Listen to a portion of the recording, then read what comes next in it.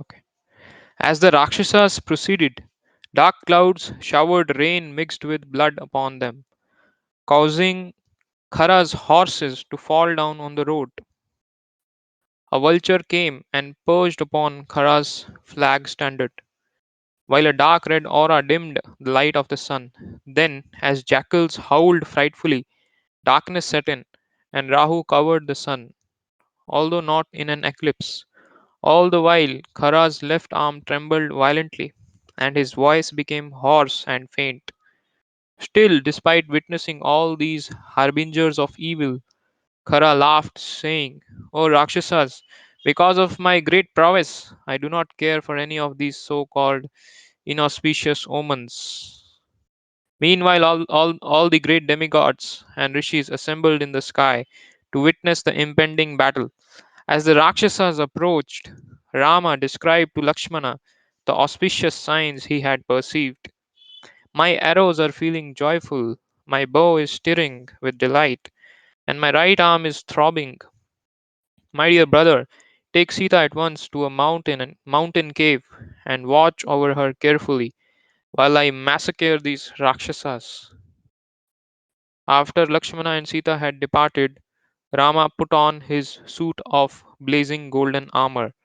Then, when the Rakshasas advanced toward him while roaring ferociously, Rama summoned his all devouring anger and assumed a dreadful form.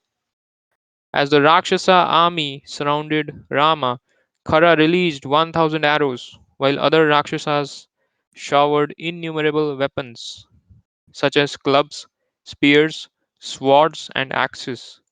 Rama, however, easily cut those weapons to pieces with his arrows. Even though deeply cut and bleeding, he appeared not to feel any pain. Rama then released thousands of arrows at the Rakshasas, cutting off their bows, flags, shields, armor, and bodily limbs. Indeed, many of the Rakshasas fell down dead, along with their elephants and horses, their chariots smashed to pieces. At that, the Rakshasas became further enraged and countered by showering their weapons upon Rama in even greater profusion. Rama, however, again cut their weapons to pieces with his arrows, and killed many Rakshasas by piercing their hearts. He severed many of their grotesque heads from their gigantic trunks. Upon seeing this, the remaining Rakshasas fled in fear to the shelter of Khara. In great anger, Dushana suddenly rushed at Rama. Many Rakshasas followed him, encouraged by his valor. In response, Rama took up the best of Gandharva weapons. Thus, from his bow came many thousands of arrows, which soon covered the sun, engulfing the battle scene in darkness. From those arrows, thousands of Rakshasas were cut to pieces, and their dismembered corpses collected in tall heaps. Dushan then rallied his army, urging the remaining 5,000 Rakshasas to attack Rama. In the fight that ensued, Dushan fought heroically, and when Rama saw that the brother of Khara successfully counteracted his arrows, he became extremely angry. Taking up a blazing arrow, Rama cut Dushan's bow in half. Then, with four more arrows, he killed the Rakshasa's horses. With another arrow, Rama severed the head of Dushan's driver, and with three more arrows, pierced the Rakshasa's chest. Although in great pain, Dushana jumped down from his disabled chariot and took up a spiked club. He then rushed headlong toward Rama, intent on killing him. However, with just two arrows, Rama quickly severed Dushan's arms, and then firing one more, he killed the terrible Rakshasa. Seeing Dushan fall, the remainder of his army rushed towards Rama, seeking revenge. Working at the speed of mind, Rama released 5,000 arrows in a steady stream, like so many blazing meteors. Thus, the 5,000 Rakshasa soldiers soon lay slaughtered on the ground. Seeing this great massacre, Khara ordered his few remaining soldiers to attack. Rama, however, made short work of them. Thus, the Dandakaranya forest became a sea of reddish mud from the blood of the 14,000 slain Rakshasas, with only Khara and Trishira remaining alive. As Khara prepared to attack Rama, his general Trishira begged him for permission to fight first. Khara agreed, and thus the three headed Rakshasa came toward Rama, showering him with arrows. When some of the arrows pierced Rama's forehead, Rama became enraged and quickly retaliated by killing Trishara's horses and driver, knocking down his flag. Then, as Trishara attempted to jump down from his disabled chariot, Rama pierced his heart with a fiery arrow and cut his three heads off with three more. Khara rallied with the few remaining Rakshasas that had survived and fearfully attacked Rama. During the fierce duel that ensued, the streams of arrows so completely covered the sky that the sun became invisible. Then, bringing his chariot close by, Khara dexterously cut Rama's bow in two. Next, Khara released 1,000 arrows that shattered Rama's armor, which fell to the ground in pieces. Although his arms were deeply cut, Rama calmly strung the bow of Lord Vishnu. Rama then cut down Khara's emblem, but the Rakshasa retaliated with four arrows that bathed Rama in his own blood. Becoming more enraged, Rama quickly released six arrows that pierced Khara's head, arms, and chest. Then, with 13 more, Rama killed Khara's four horses, severed the driver's head, cut off his opponent's bow, and smashed his chariot. The last arrow, which appeared as dazzling as lightning, pierced Khara's chest, making him fall back senseless. Khara, however, quickly recovered and jumped down from his ruined chariot. Then he stood before Rama, club in hand. Rama chastised him, saying, "You cruel and sinful Rakshasa, since you have dedicated your life to giving pain to others, you are thoroughly condemned. To punish you, I shall now strike off your head this very hour." This merely enraged Khara further. He screamed at Rama, "You vile wretch! Those who are actually heroes do not brag about their prowess." Khara hurled his gigantic mace at Rama. The blazing club burned to ashes all the trees and bushes that stood in its path. However, Rama arrows easily broke the club to pieces as it soared through the air. Then the two again exchanged harsh words, and Khara, looking for a weapon to attack Rama with, uprooted a huge tree, whirling it around and round and around. Khara released the tree at Rama, shouting, "You are killed, you are killed." Rama, however, easily cut the tree to pieces. Then, desiring to end the battle, Rama released 1,000 arrows. With blood flowing from nearly every pore of his body, Khara made a final rush toward Rama. As he did, Rama selected a blazing arrow which entered Khara's chest and burst into flames. Finally, the Rakshasa fell to the ground dead. The demigods became overjoyed, witnessing Rama's victory from their airplanes in the sky. As they beat on drums and showered flowers, the demigods glorified Rama for his astonishing feat of killing all the Rakshasas single handedly in such a short time. Great rishis, headed by Agastya, appeared before Rama and said, "When Indra previously visited Sarabhanga, it was to arrange for your killing these Rakshasas. That is why the rishi advised you to dwell in this region." There, thereafter, Sita and Lakshmana came out from the cave they were sheltered in, and upon seeing Rama safe and sound, Sita ran to embrace him with great joy.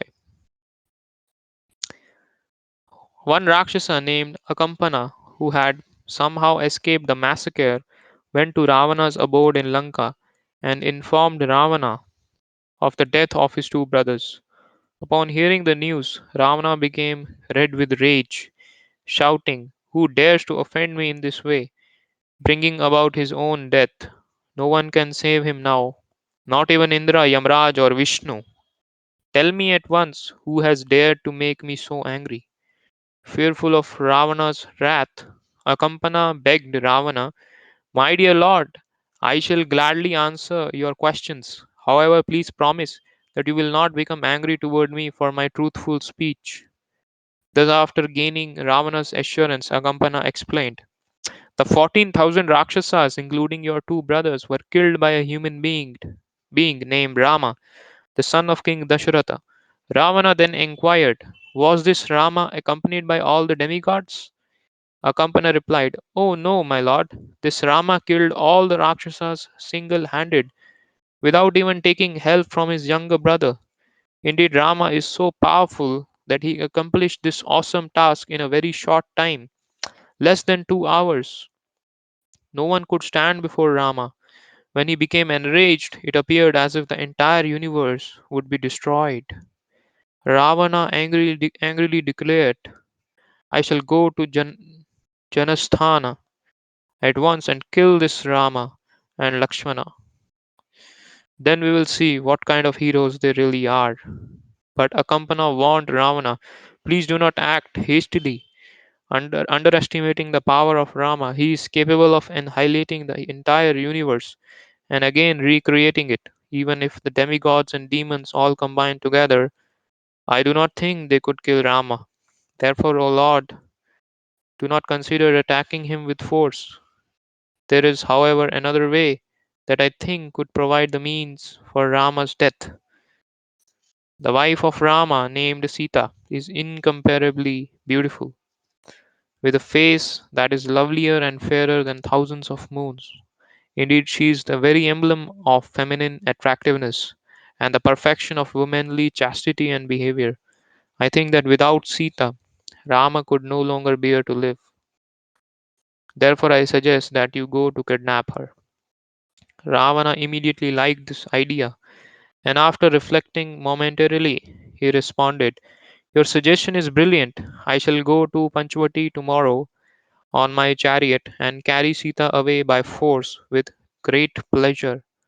After dismissing Akampana, Ravana went to the hermitage of Tataka's son, Maricha. After receiving Ravana with great respect and washing his feet, Maricha inquired, "O Lord of the Rakshasas, your surprise visit here fills my mind with misgiving. I know that you would not have come personally unless the matter were most important." Ravana replied, "You are certainly correct. A human being named Ramana, sorry, a human being named Rama has completely annihilated my army of Rakshasas posted at Janasthana. Rama's brother Lakshmana had disfigured my sister Shrupnaka, causing Khara and Dushana to retaliate. I considered my two brothers invincible, but they have been slain along with all their soldiers. I need your help, Maricha, because I plan to kidnap Rama's wife, Sita." With great shock and horror, Maricha responded, "Whoever has given you this idea is your worst enemy in the guise of a friend. O Ravana, if you try to carry out this foolish plan, it will only result in your destruction. For Rama has inconceivable prowess on the level of Lord Vishnu himself. Rama is like a fathomless ocean. Crocodiles are his bow, and whirlpools are his mighty arms. The releasing of his arrows is like the constant flowing of waves. The span of the ocean from shore to shore is the battlefield wherein his enemies drown. O king of Rakshasas, it would be far better for you to control your wrath and return to Lanka. Enjoy yourself there along with your wives, and let Rama enjoy with his wife in the Dandakaranya forest. Otherwise, you will bring disaster down upon your own head. Taking Maricha's advice, Ravana returned to his magnificent palace at Lanka. Meanwhile, Shubhanaka, having witnessed the slaughter of all the Rakshasas at Janasthana, went to Lanka to see her brother Ravana. Ravana had 10 heads and 20 arms, and his body bore more bore many scars from former conflicts, including those inflicted by Lord Vishnu's Sudarshan Chakra. Once Ravana had attacked Bhogavati, the capital of the Nagas, after defeating the serpents Vasuki and Takshak. He took away Takshak's wife by force. Then, after conquering Kuvera, Ravana took possession of his Pushpak chariot. Then, simply out of spite, he destroyed some of the heavenly gardens. Long ago, Ravana had performed severe austerities, and at the end of 10,000 years, he began offering his 10 heads in sacrifice to Lord Brahma. Being pleased with Ravana, Lord Brahma awarded him immunity from death at the hands of all living creatures except human beings. After receiving this benediction, the puffed up Ravana began killing Brahmanas and disrupting their sacrifices. Thus he became a thorn in the side of the demigods, who fervently prayed to Lord Vishnu for his destruction. Ravana was seated on an ornate golden throne within his 7 story palace when Shubhanaka came into his presence and revealed her disfigured face. Greatly agitated, she said, "My dear brother, are you so absorbed in sense gratification that you fail to recognize the grave danger at hand? When the king is only interested in his own vulgar enjoyment and does not pay attention to state affairs, everyone comes to despise him. Haven't your spies reported how Rama single handedly slaughtered 14,000 Rakshasas at Janasthana, including your 2 brothers? You are a useless king, and I predict that you will not remain on the throne for long." Ravana became inflamed by the prodding from his sister, especially as she did in front of his ministers. Barely controlling his anger, he inquired from her, "Who is this Rama, and what is his strength? Was is was it he that deformed you like this? Speak now, for I want to know everything." Shubhnaka replied, "With his long, powerful arms and large eyes, shaped like lotus petals, Rama appears to be the god of love himself. His complexion has a dark greenish blue hue, and he is strongly built like a lion. His bow is as effulgent as a rainbow, and when he stretches it to full length, he shoots golden arrows that resemble venomous snakes, releasing them so fast that you can't tell whether he is pulling out the arrow or shooting it. Although he is the most heroic Kshatriya, he has dressed himself in tree bark and deer skin and keeps matted hair. He killed the entire army of Rakshasas at Janasthana with a volley of arrows. He has such exceptional strength that has even subdued Khara and Dushana. I am sure he could divert the current of a river or bring down the stars and planets from the heavens.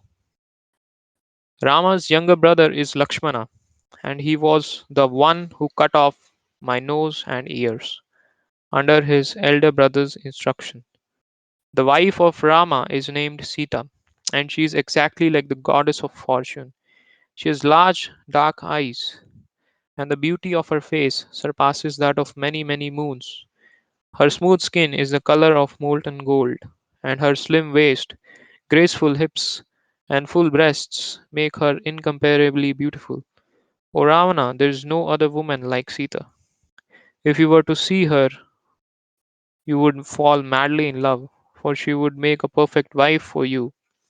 I intended to capture her to bring to you, but instead I was disfigured by Lakshmana.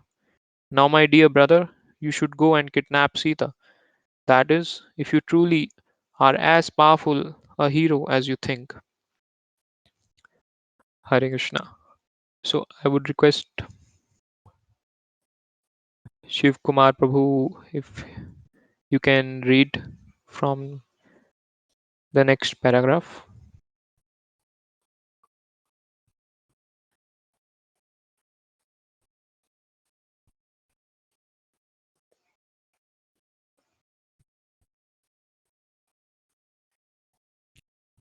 Hare Krishna.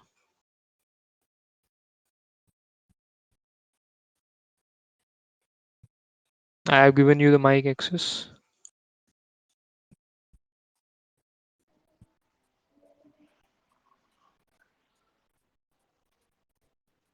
Yes, Prabhu. Hare Krishna Prabhu. Am I audible? Prabhu, can you? Yes, Prabhu, you're audible. So you can read for 10 to 15 minutes and then we can maybe Prabhuji would come and then we'll continue from there. Okay, Prabhu. Yeah, Prabhu, please. Shall I continue? Yeah, please, Prabhu. When he heard about the lovely Sita, Ravana became fully determined to possess her. He again mounted his chariot and after crossing the sea, went to the ashrama of Maricha, who was dressed like a rishi engaged in performing austerities. Maricha inquired from Ravana respectfully, O king, what is the reason for your early return to my residence? Ravana replied, After hearing of Rama's slaughtering the Rakshasas at Janasthana, I have not found a moment's peace. I have therefore made up my mind to kidnap Sita, and I want you to help me. To this end, I have devised a very clever plan. I want you to take the form of a golden deer freckled with silver spots. Afterwards, go out into the forest and play in front of Sita. She will surely become captivated by such a wonderful creature and desire to have it as her pet. After you prance playfully before her, lead Rama astray. Once you have done this, I will come and kidnap Sita, taking her back to Lanka. Thereafter, when Rama becomes aggrieved and emaciated due to separation from his beloved wife, easily be able to slay him. Upon hearing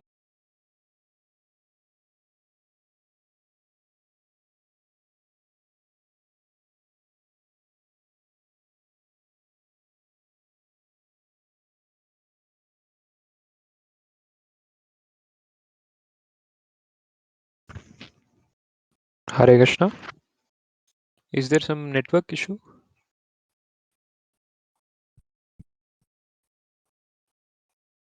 Okay, I'll try to give access again.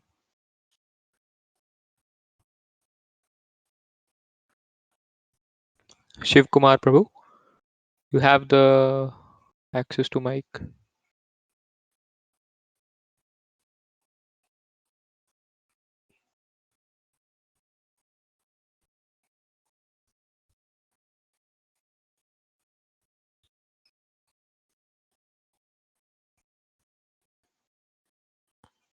Okay, there is some network issue. I think I'll try to give it again.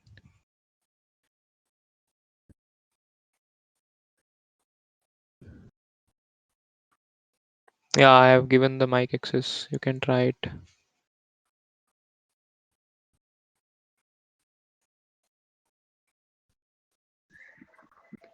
Hare Krishna Prabhu.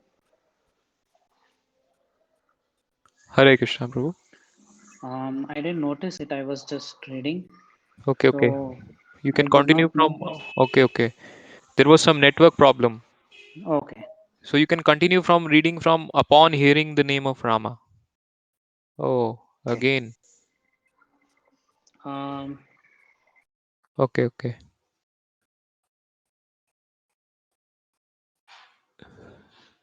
So are you available, Prabhu, to read?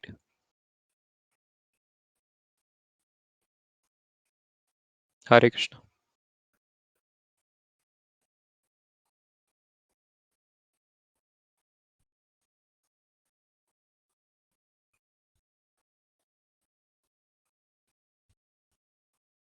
Video access also I need to give. Okay.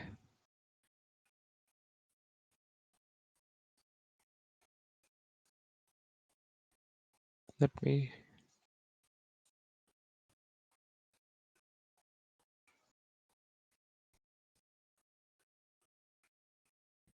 I'm giving you both the access.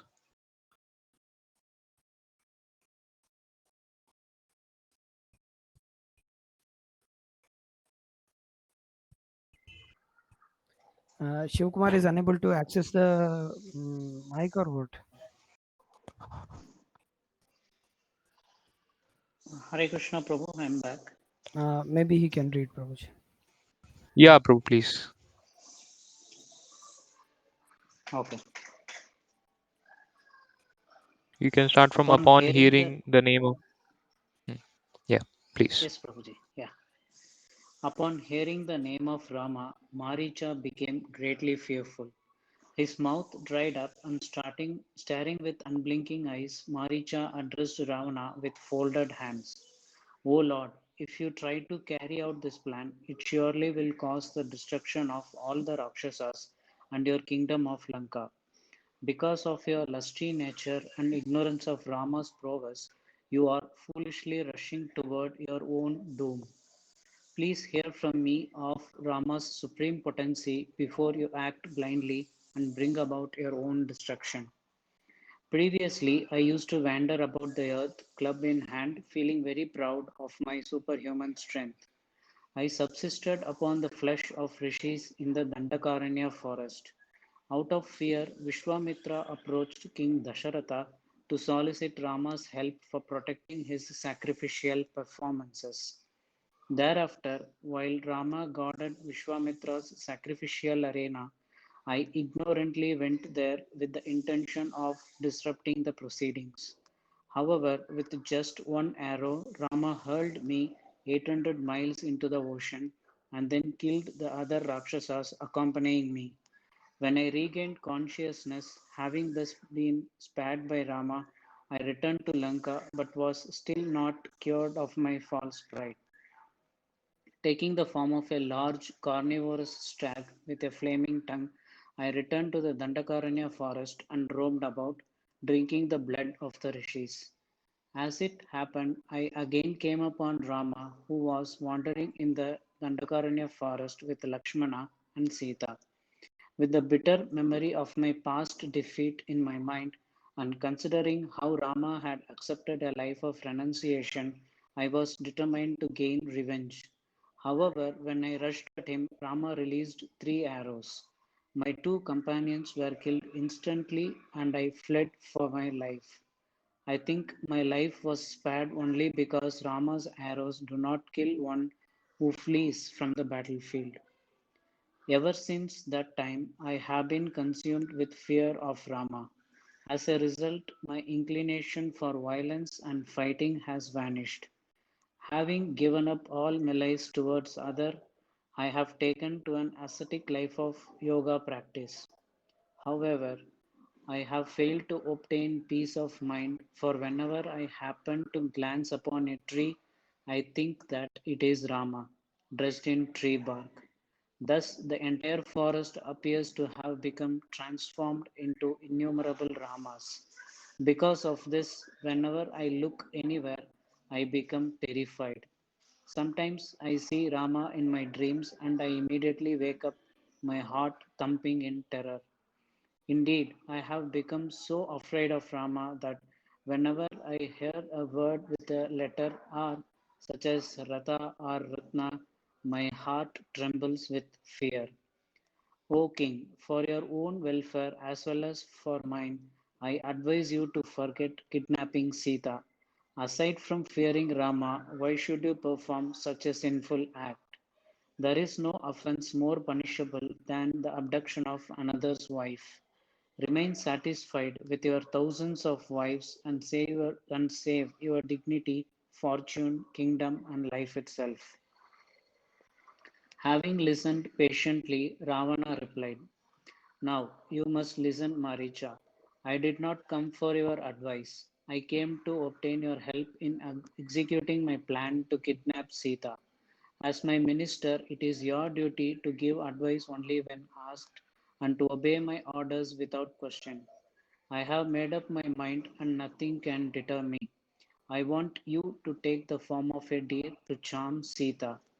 Then, when she begs Rama to capture you, lead him deep into the forest and call out, O Sita, O Lakshmana. When he thinks that his brother is in difficulty, Lakshmana will leave Sita aside to go to help him. Just perform this small service, and in return, I will reward you with half of my kingdom. However, if you refuse, then I shall kill you myself this very day.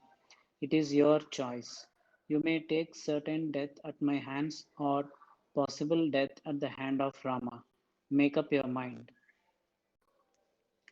Maricha, however, boldly declared, Flatterers are quite easy to come by, my lord. Rare is that person who will speak unpleasant words for the benefit of others. A minister should always give good advice, even if uncalled for, especially when the king is misguided. Unfortunately, however, one who is about to die is never willing to take good advice. O king, if we carry out your plan, I am certain that both of us will end up dead.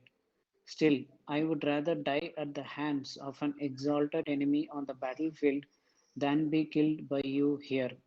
Therefore, let us depart at once. Ravana was pleased that Maricha saw the wisdom of his ultimatum, and they mounted Ravana's aerial chariot and departed. After flying over numerous forests, rivers, towns, and fields, they landed in the Dandakaranya forest near where Rama, Sita, and Lakshmana were residing. Upon descending from the chariot, Maricha immediately transformed himself into a beautiful deer. Then, going to Rama's cottage, he began to prance playfully to and fro. Maricha's deer form had numerous jewel-like silver spots, with the tip of its horns appearing like sapphires. Its mouth appeared like a pinkish lotus flower, its tail like a rainbow, and its ears were blue. Indeed, the magical deer appeared to have been constructed from many varieties of valuable jewels. With a dazzling lustre, the deer seemed to illuminate the entire area surrounding the cottage. Sometimes it nibbled at the grass and sometimes it frolicked among the trees. At that time, Sita was gathering flowers. Seeing her, Maricha, in the form of a deer, leapt, ran, crouched, and turned, eager to attract her attention. All the other deer in the area fled away on catching the scent of the disguised Rakshasa. The magical deer came close to Sita and bounded in front of her. Sita became captivated with wonder and enchantment, for she had never before seen such a wonderful deer. With wide open eyes, she called out, O Rama, O Lakshmana, come quickly. As Sita stood with eyes fixed, Rama and Lakshmana also beheld the magical deer. Lakshmana, however, was wary. This might be a trick, he said. The Rakshasa Maricha is known to take such animal forms just to entice and waylay kings who come to the forest to hunt. Sita interrupted Lakshmana, for her intelligence had already become deluded by watching the magical deer created by the Rakshas's mystical prowess. O Rama, she said, please catch this deer, for it has caught my fancy. Such a deer would make a lovely pet for me and provide a welcome diversion from our dreary forest existence. Please go quickly and catch this deer. I will take it back with us when we return to Ayodhya at the end of our exile. Surely it will delight Bharata and our mothers. Please, Rama, I want so much to have it to play with. It is so lovely and its smooth skin shines like the moon. Oh, my husband, if you cannot capture it alive, at least find and kill it so that I may have its beautiful jewel like hide for a rug. Perhaps you think me a foolish woman, but I must have this deer. I have become completely enchanted by its beauty. Hare Krishna, Prabhu. Hare Krishna. Thank you, Prabhu, for reading. Now I'll request Krishna Keshav Prabhu to continue. Thank you. You can request devotees to ask questions. If I think my voice is audible, devotees can ask questions in the question box. If they have, like yesterday, Aditya has asked. So, like that, if the devotees have questions, they can put forward in the box. So, we'll continue reading.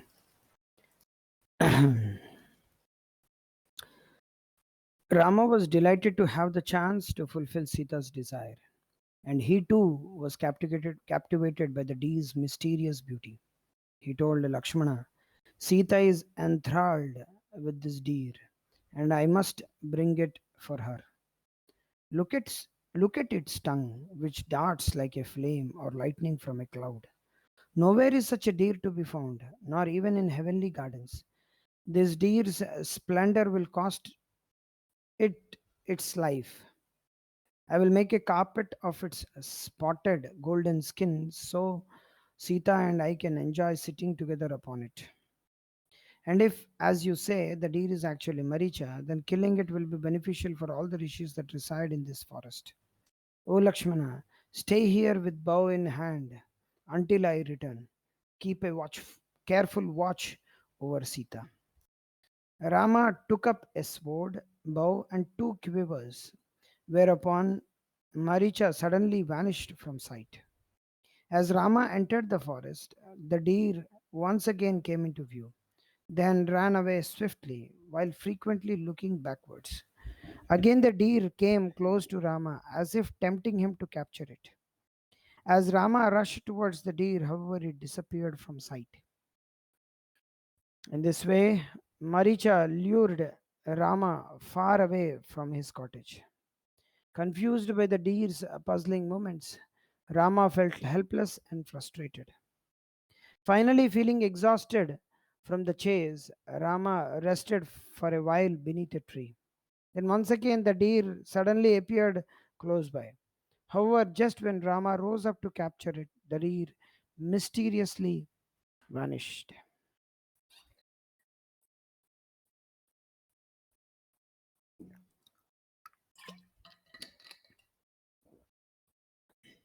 Out of frustration, Rama gave up the idea of trying to capture the deer alive. Thus, when it next appeared at some distance, Rama pulled out a blazing arrow of Lord Brahma and released it to kill the deer. Maricha jumped high, trying to avoid Rama's arrow, but it pierced his heart nonetheless. As Maricha fell to the ground, mortally wounded, he assumed his real form as Rakshasa. Then, remembering Ravana's instructions, Maricha imitated Rama's voice and called out in great distress, O Sita, O Lakshmana.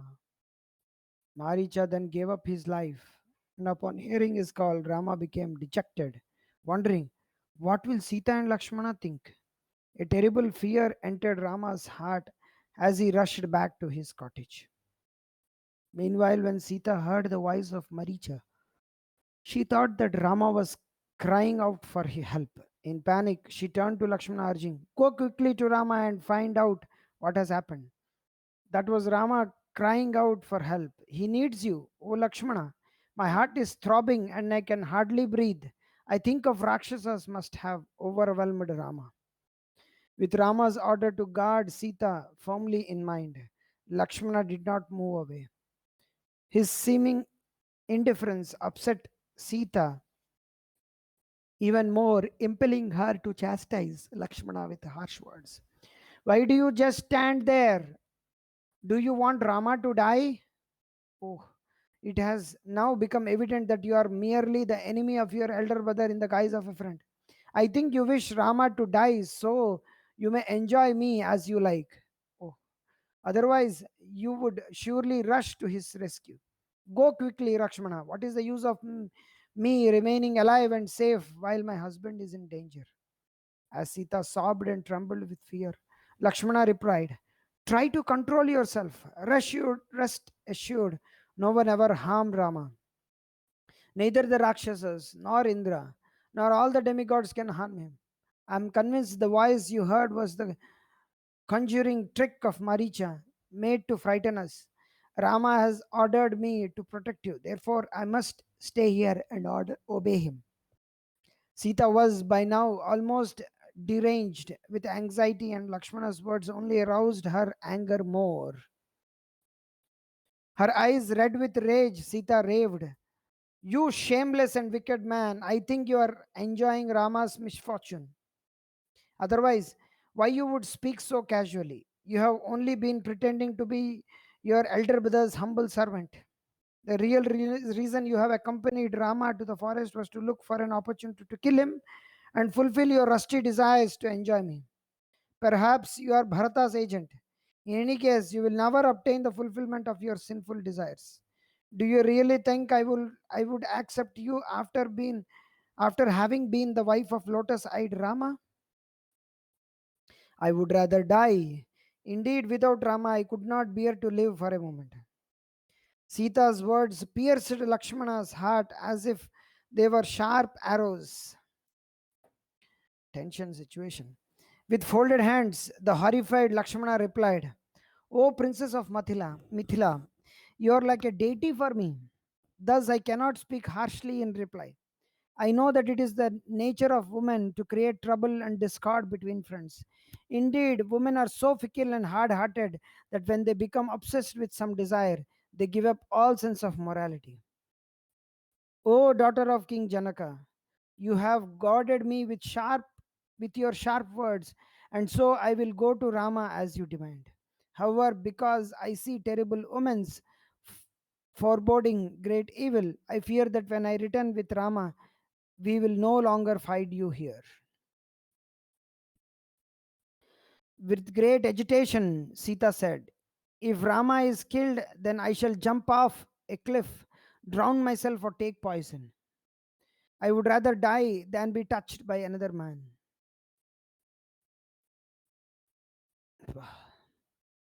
Inflamed with rage by Sita's harsh words, Lakshmana was torn between duty and his inner desire to see Rama. Thus, as Sita continued to malig- malign him, Lakshmana reluctantly departed, allowing Ravana his eagerly awaited opportunity. Dressed in saffron cloth, his hair tied in a knot on top of his head, wearing wooden sandals and carrying an umbrella over its right shoulder and a staff and a water pot in his left hand, Ravana came before Sita in the guise of wandering mendicant. Sitting inside her cottage, Sita was crying, shedding tears of grief in Rama's absence as Ravana appeared at her doorway. Out of fear, the wind ceased blowing. The leaves on the tree in the forest stopped fluttering, and the waters of Godavari became hushed. While chanting Vedic mantras, Ravana approached Sita. As he stared at her, his heart became pierced by Cupid's arrows. Then, hoping to charm her, Ravana spoke to Sita. "Who are you, O lovely lady, residing all alone within this terrible forest? Are you the goddess of modesty? Hri, the goddess of fame? Kirti, the goddess of mystic powers? Bhuti, or goddess of love, Rati? Perhaps you are Lakshmi herself, now bereft of your lotus flower. Your smooth white teeth are like a row of jasmine buds. Your dark eyes resemble two bumblebees that hover over your lotus like face. Your thighs are tapered and graceful like the trunks of elephants, and your hips are rounded and apple. Your firm, abundant breasts seem to touch each other, and their nipples are pointed and prominent. Beneath them is a waist so slim that a thumb and index finger can circle it perfectly. No mortal or celestial woman can equal you in beauty, which has ravished my heart like a swelling river that floods its banks. O dark eyed lady, Why do you remain here when you could prosper elsewhere? You should reside in a palace adorned with the finest dresses and jewels, attended by countless servants. Are you the wife of one of the Rudras, Maruts, or Vasus? O sweet smiling one, choose a worthy husband and leave this jungle that abundance with abounds with ferocious animals. Even though addressed so boldly, Sita offered her guest a proper reception, not wishing to offend a Brahmana. After offering him a seat and water to wash his feet, Sita gave her guest a meal and explained, "Dear sir, my name is Sita, the daughter of noble-minded King Janaka of Mithila. At the age of 9, I was married to my beloved husband. Later, on the urging of his wife, my father-in-law King Dasharath installed her son Bharata as heir apparent, banishing Rama to the forest for 14 years. Please tell me your name and ancestry, and why you have come to the Dandakaranya forest." No longer able to control his emotions, Ravana excitedly replied, "I am Ravana, the king of Rakshasas. Even great demigods tremble at the mere mention of my name. O faultless, beautiful one, now that I have seen you, I could never again take delight in my other innumerable consorts. My dear Sita, become my principal queen, and you shall have 5,000 maidservants awaiting your command. Leave this forest and enjoy with me in the beautiful gardens of Lanka." Hearing Ravana, Sita became enraged. She contemptuously replied, "I am completely devoted to Rama, who is steady as rock. Sorry. I am completely devoted to Rama, who is as steady as a rock, as grave as the ocean, and sheltering like a banyan tree. I am devoted to Rama, who is mighty armed and broad chested, whose face resembles the full moon, and who is self controlled and virtuous. Rama is a lion among men, and who can, and you, who are like a jackal, want to possess me, a lioness. Would you dare touch the sun or lift up Mount Mandara? Would you pierce your eyes with a needle or carry a blazing fire in your garment? Would you attempt to swim across the ocean with boulder trick to your neck, tied to your neck? Then why do you dare consider running away with Rama's wife? Rama is Garuda and you are but a crow. Rama is ocean, you are a small puddle. Rama is nectar, you are stale gruel. He is sandalwood, you are a mud. He is gold and you are iron. Sorry, iron. Rama is swan and you are no better than a vulture. You may kidnap me, but as long as Rama lives, you could no more enjoy me than a fly that flounders in ghee. Although speaking boldly, Sita was shaking with fear. Thus, to further intimidate her, Ravana said, "Listen, my lovely lady, and the half brother of Kuvera, the lord of wealth. After vanishing him, I took away his Pushpaka chariot, and now he rides himself near Mount Kailasha. The demigods are all afraid of me, and wherever I go, the sunshine becomes like moonshine. The wind calms itself, and the rivers stop flowing. Forget Rama, for he is a mere mortal doomed to soon perish. Come with me and enjoy heavenly delights. I passionately yearn for it. Do not disappoint me." Sita then replied, "If you are truly Kuvera's brother, then why do you act with such wicked intentions? The ravisher of Indra's wife may survive, but whoever tries to molest me is doomed." Hare Krishna. Yeah, Hare Krishna Prabhu. I think we can stop here for today. Yes, yes, yes. We can stop. Is there any questions? No, there are no questions. Okay. Uh, Thank you very much for all the devotees who have come. Thank you very much, Asita Prabhu, for leading as a trainer. Hare Krishna. So we will continue from tomorrow from page number 207. Okay. Yes. Uh, Asita Prabhu, you can start it a little bit early so that everybody can attend. Okay, okay. I'll start. At least 5-10 minutes before. Okay. Thank Okay, you. Prabhu. Okay. Thank you. Hare Krishna. Hare Krishna. वंशाकल्पतरुभ्यश्च कृपा सिन्धुभ्येव च पतितानां पावनेभ्यो वैष्णवेभ्यो नमो नमः हरे Krishna Krishna Krishna Hare Hare Hare Ram oh Disha Agrawal she has a question just we can take up the question yes Mataji uh, you can put the question in the question box or you can just put the question in the question box yes Mataji you can ask by typing in the question chat question box.